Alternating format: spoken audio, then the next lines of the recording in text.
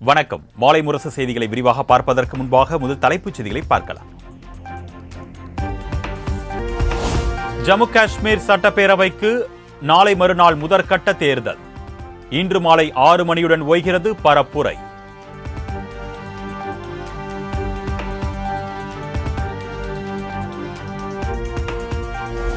அமெரிக்க முன்னாள் அதிபர் டிரம்ப் மீது 2வது முறையாக துப்பாக்கிச்சூடு நடத்தப்பட்டதால் பரபரப்பு. பாதுகாப்பு வீரர்கள் பத்திரமாக மீட்ட நிலையில் ஒருவரை கைது செய்து போலீசார் தீவிர விசாரணை.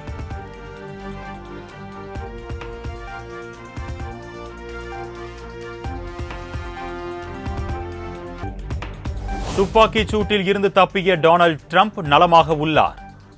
குடியரசுக் கட்சியின் அதிகாரப்பூர்வ எக்ஸ் தளத்தில் பதிவு.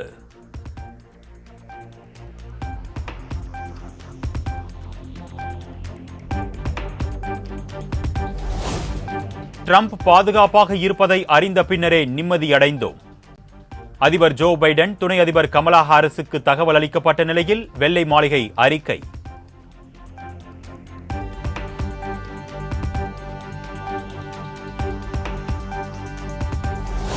அகமதாபாத்தில் சுமார் 8000 கோடி ரூபாய் மதிப்பிலான பல்வேறு வளர்ச்சி திட்டங்களுக்கு இன்று அடிக்கல் நாட்டுகிறார் பிரதமர் மோடி. நாட்டின் முதல் முன்பதிவில்லா வந்தே மெட்ரோ ரயில் சேவையையும் தொடங்கி வைக்கிறார்.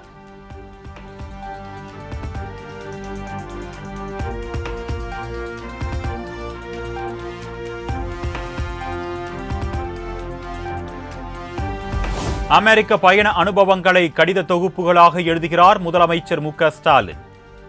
முதல் பகுதி அமெரிக்க பயணச் சிறகுகள் என்ற தலைப்பில் வெளியீடு.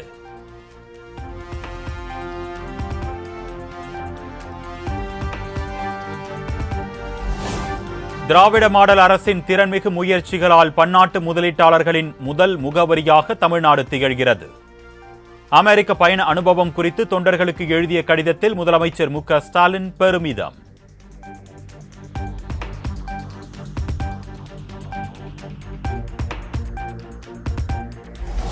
முதலமைச்சர் மு க ஸ்டாலினை இன்று சந்திக்கிறார் விடுதலை சிறுத்தைகள் கட்சி தலைவர் திருமாவளவன்.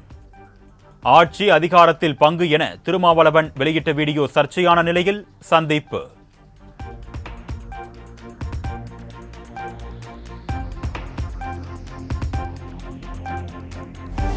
இந்தியாவிலேயே மோசமான சாதி கட்சி என்றால் அது திருமாவளவனின் விடுதலை சிறுத்தைகள் கட்சிதான். இருமொழி கொள்கையை விஜய் ஆதரிக்கிறார் என்றால் அவர் தனது பிள்ளைகளை சிபிஎஸ்இ பள்ளியில் சேர்க்காமல் இருக்க வேண்டும் என்றும் ஹெச் ராஜா சாடல். தமிழகத்திலேயே ஏன் நான் இந்தியாவிலேயே சொல்லுவேன், மிக மோசமான ஜாதிய கட்சி விசிகா தான். நீங்கள் அதுலேயும் நீங்கள் அவர் தலித் மக்கள் எல்லாருக்கும் பட்டியல் சமுதாய மக்கள் எல்லாருக்கும் தலைவரா? இல்லவே இல்லை. ஏன்னா தேவேந்திர உள்ள வேளாளர் சமுதாயத்தைச் சேர்ந்த மக்கள் நாங்கள் பட்டியல் வெளியேறணும்னு சொல்கிறாங்க. அவர்கள் திருமாவளவனுடைய எந்த கொள்கையும் ஏற்கலை.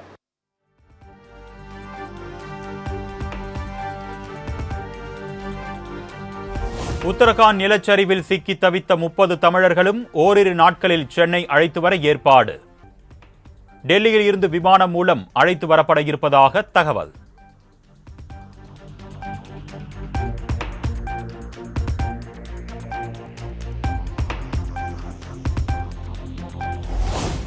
தமிழ்நாட்டில் உள்ள அனைத்து சார் பதிவாளர் அலுவலகங்களிலும் பத்திரப்பதிவுக்கு இன்று கூடுதல் முன்பதிவு டோக்கன்கள். ஆவணி மாத கடைசி சுபமுகூர்த்த தினத்தை முன்னிட்டு பதிவுத்துறை தலைவர் தினேஷ் பொன்ராஜ் ஆலிவர் அறிவிப்பு.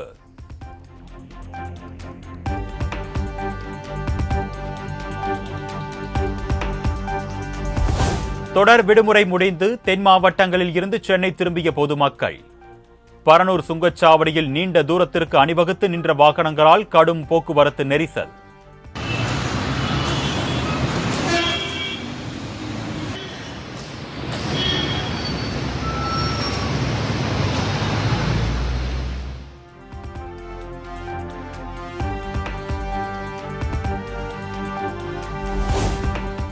சென்னை கோயம்பேடு மார்க்கெட்டில் முள்ளங்கி, வெண்டைக்காய் உள்ளிட்ட காய்கறிகள் விலை சரிவு. கிலோ 60 ரூபாய் வரை விற்பனை செய்யப்பட்ட அவரைக்காய் 40 ரூபாய்க்கு விற்பனை.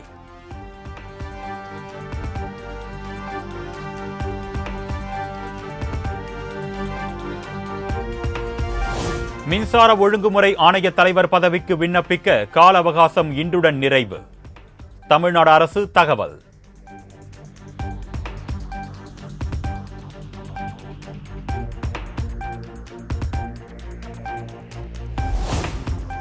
அரசு மற்றும் அரசு உதவி பெறும் கல்வியியல் கல்லூரிகளில் பிஎட் படிப்பில் சேர்வதற்கான விண்ணப்ப பதிவு இன்று தொடக்கம். வரும் 26ஆம் தேதி வரை விண்ணப்பிக்கலாம் என்று அறிவிப்பு.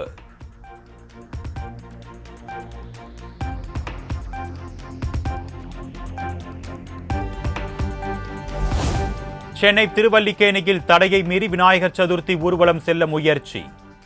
இந்து முன்னணி அமைப்பாளர் இளங்கோவன் உட்பட 40 பேரை கைது செய்த போலீசார்.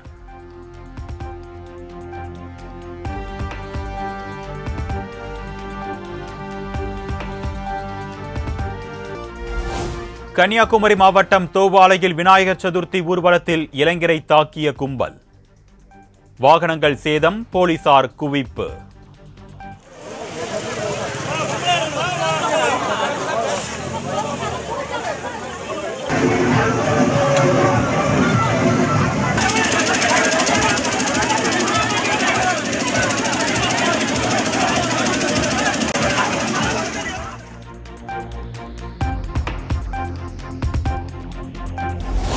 தமிழ் நடிகைகள் குறித்து இழிவாக பேசியதாக காந்தராஜ், தொகுப்பாளர் முக்தார் மீது மத்திய குற்றப்பிரிவு போலீசார் வழக்கு பதிவு. நடிகை ரோகிணி சென்னை காவல் ஆணையர் அலுவலகத்தில் அளித்த புகாரின் பேரில் நடவடிக்கை.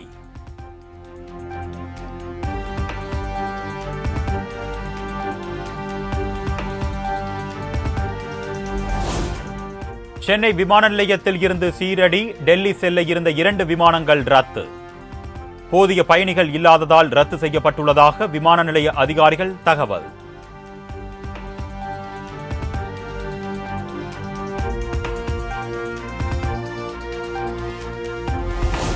வந்தவாசியில் தடை செய்யப்பட்ட லாட்டரி சீட்டை ஆன்லைன் மூலம் விற்பனை செய்த 2 கைது.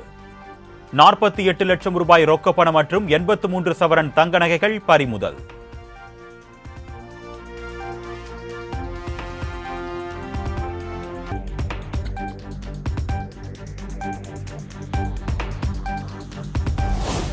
குடியாத்தம் பகுதியில் சாலையை ஆக்கிரமித்து அமைத்த பந்தல் மற்றும் பேனர்களை அகற்றாத திமுக நிர்வாகிகள்.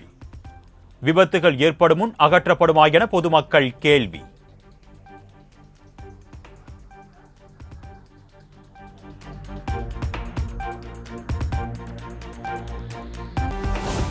நெல்லை மாவட்டம் தெற்கு வள்ளியூரில் கனிம கற்களை லோடு ஏற்றி சென்ற 7 லாரிகள் சிறைப்பிடிப்பு. அதிவேகமாக சென்று விபத்து ஏற்படுத்த முயன்றதாக பொதுமக்கள் குற்றச்சாட்டு.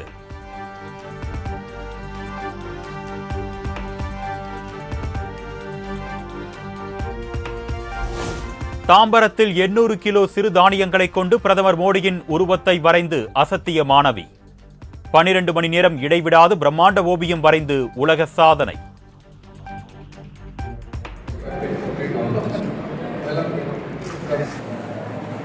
your photograph కొంచెం టిల్డ్ ఉంటుందమ్మా వెరీ గుడ్ తీసి ఓకేనా ఓకే అలా అలా ప్రౌడ్ అన్న అలా హ్యాపీ అన్న ప్లీజ్ మా అలా అలా సిరి కొడుతు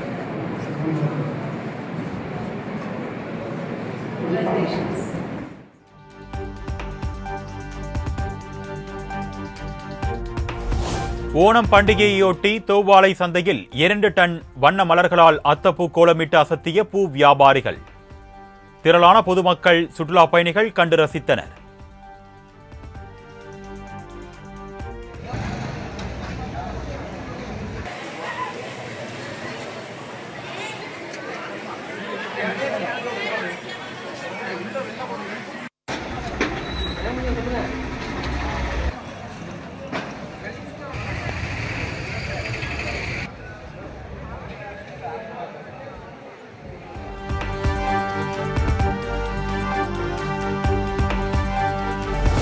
சீர்காழியில் மணப்பெண்ணிடம் 100 ரூபாய் பத்திரத்தில் கையெழுத்து வாங்கி டீல் போட்ட மணமகனின் நண்பர்கள் பட்டாளம். மைனா படம் பாணியில் எப்ப வருவீங்க என டார்ச்சர் செய்யக்கூடாது என்று கோரிக்கை.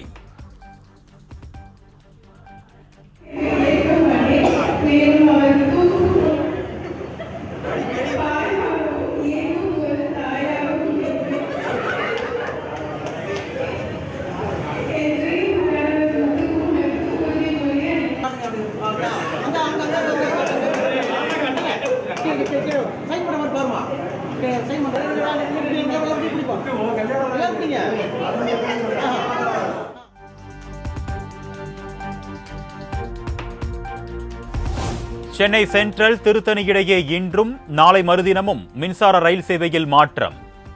அரக்கோணம் ரயில் நிலையத்தில் பராமரிப்பு பணிகள் நடைபெறவுள்ளதால் தெற்கு ரயில்வே அறிவிப்பு.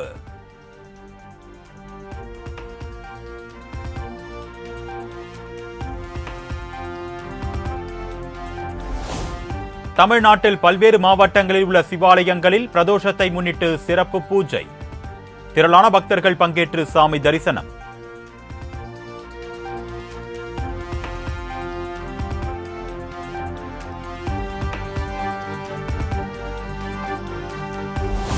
திருவண்ணாமலை மாவட்டம் வேடந்தவாடி வேதநாத ஈஸ்வரர் கோவிலில் பிரதோஷ சிறப்பு பூஜை. திரளான பரதநாட்டிய பெண்கள் பங்கேற்று நாட்டியமாடி அசத்தல்.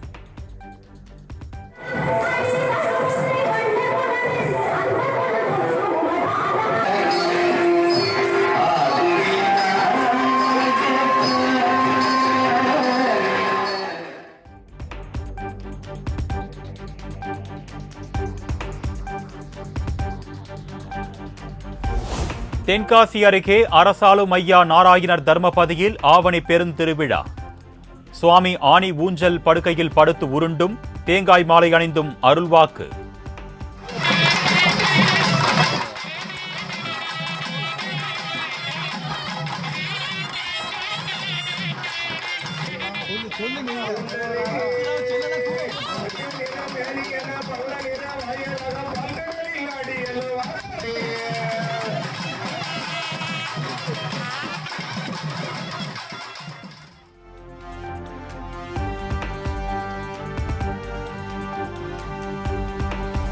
கோத்தகிரி தூய ஆரோக்கிய அன்னை திருத்தல திருவிழா.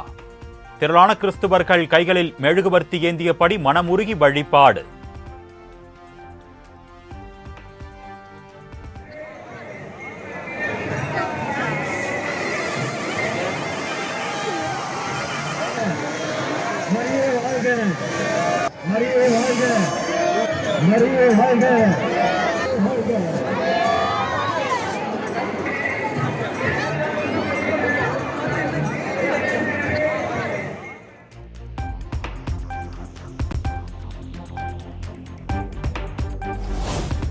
தமிழ்நாடு மற்றும் புதுச்சேரியில் அடுத்த 5 நாட்களுக்கு மிதமான மழைக்கு வாய்ப்பு. சென்னை வானிலை ஆய்வு மையம் கணிப்பு.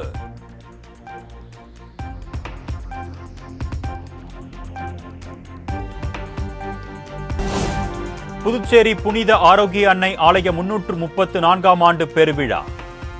வண்ண மலர்களாலும் மின் விளக்குகளாலும் அலங்கரிக்கப்பட்ட தேரில் எழுந்தருளிய அன்னை திரளான கிறிஸ்துவர்கள் தரிசனம்.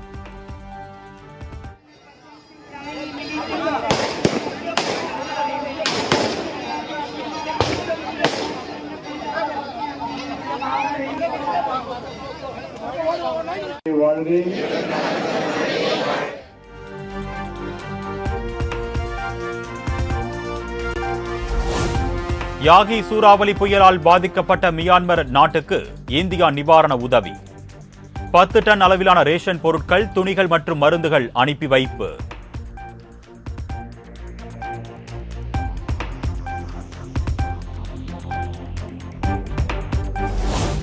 டெல்லி துவாரகாவில் இந்திரபிரஸ்தா பல்கலைக்கழக MBA மாணவர்கள் போராட்டம். பல்கலைக்கழக விடுதி கட்டிடத்தில் இருந்து குதித்து தற்கொலை செய்து கொண்ட மாணவனுக்கு நீதி வேண்டி முழக்கம்.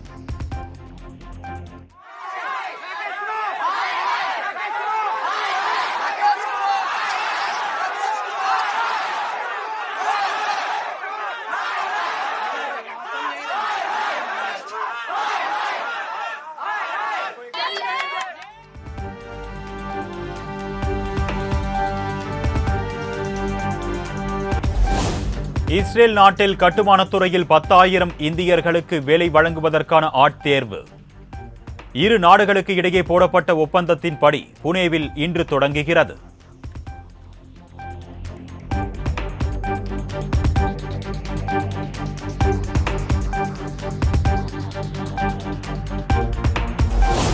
ஆசிய சாம்பியன்ஸ் கோப்பை ஹாக்கி தொடரின் இன்றைய அரையிறுதிப் போட்டியில் தென்கொரியாவை எதிர்கொள்கிறது இந்தியா. இறுதிப் போட்டிக்கு முன்னேறும் முனைப்பில் இந்திய வீரர்கள் தீவிர பயிற்சி.